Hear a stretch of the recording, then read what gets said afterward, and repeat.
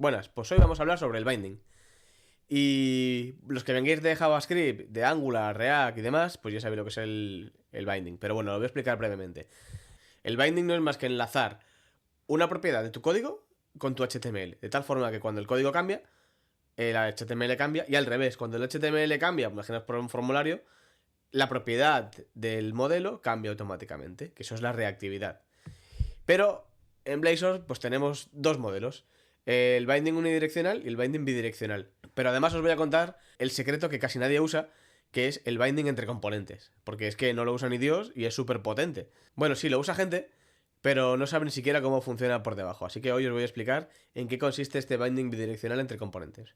Venga, vamos para allá. Vamos a empezar a explicar cómo funciona el binding, ¿vale? El mismo ejemplo que teníamos antes. Vamos a explicar primero qué es el binding unidireccional, ¿vale? El binding unidireccional consiste en que nosotros tenemos una propiedad, pública o privada, la que sea, y que en cuanto cambiamos su valor, automáticamente aquí aparece reflejado su valor. ¿Qué pasa? Que no siempre detecta que ha cambiado ese valor. ¿Por qué?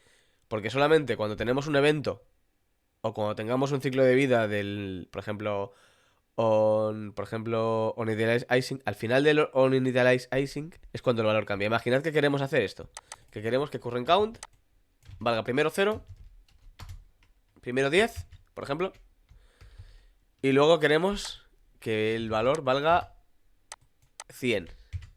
Si ejecutamos esto, vamos a ver qué pasa. Vale, navegamos hasta counter y veréis que vale solamente 100. ¿Por qué?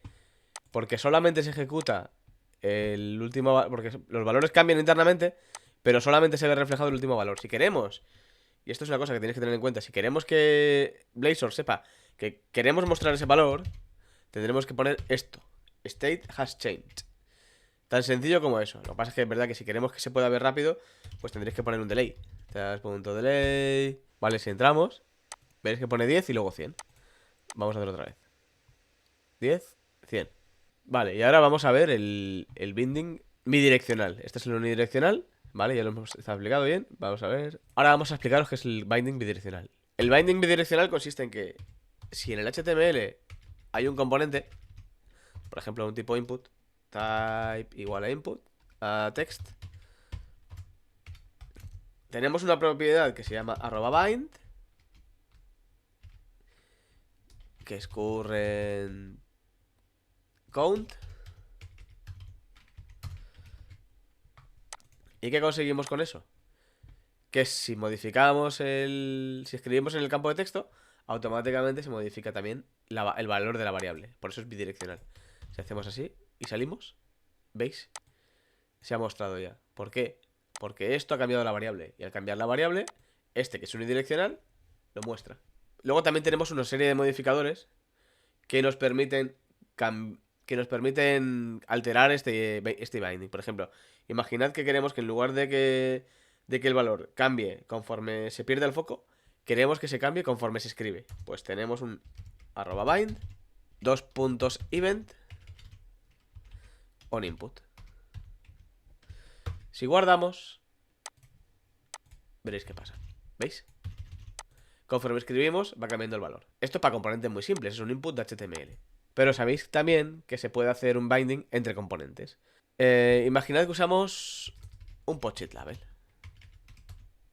Post-it label tiene solamente text. Vamos a poner también esto. Pero ¿qué pasa si queremos hacer un binding entre componentes? Si yo pongo aquí @bind porque quiero vincular, ¿veis? Es un bind como el de arriba, pero tiene un guión. ¿Y qué quiere decir esto? Que le falta algo. Yo podría hacer esto y me dice que no, que está mal, porque no lo encuentra. ¿Por qué? ¿Qué es lo que falla? Porque en el componente que lo recibe, en el componente tiene que haber otro elemento, otro parámetro, que es de tipo event callback, que devuelva lo mismo que el de arriba, pero que acabe en change. Solo con eso ya tendríamos disponible el binding entre componentes. @bind text. Ahí lo tenéis. Vale, ¿y qué tenemos que hacer en el post-it label? Pues evidentemente tenemos que poner el input que queremos vincular. Input. Y lo que tenemos que hacer es que cuando cambie, es decir, cuando cambie, tenemos que decirle aquí, @bind, event on input.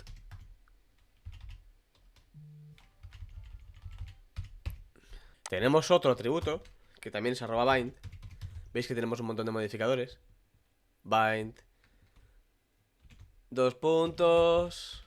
after, que esto se ejecuta una vez se ha hecho el binding. Entonces aquí podemos poner una lambda que sea textChange.invoke y decirle text. ¿Vale? ¿Qué pasará ahora? Que cuando este input cambie, vamos a cambiarlo aquí también, vamos a quitarle este para que se vea bien. Cuando este input cambie, automáticamente currentCount valdrá el valor cambiado. El padre lo recibirá directamente. Y si aquí lo cambiamos, también cambiará en el otro lado. Vamos a ver un caso. Mirad. ¿Veis? El padre está cambiando. Pero, ¿qué pasa si dejamos el otro input? Vamos a dejarlo. Este primer input es el del padre y este es el del hijo. ¿Veis? Los dos están vinculados automáticamente. Así que, pues eso.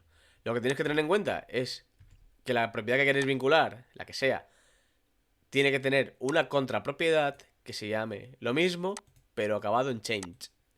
Solo con eso ya tenéis el binding entre componentes hecho. Y ya está. Es que no hay nada más para hacer el binding en Blazor. Luego tenemos una serie de componentes que lo veremos cuando veamos los formularios, que eso es otra cosa diferente.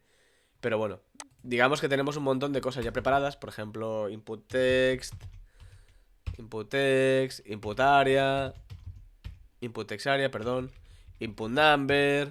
Pues se usan para que en formularios podamos vincularlo directamente a una propiedad de un modelo y tener validación de campos, y para tener como un formulario de web, pero enriquecido con muchas más características que no tiene el por defecto de web.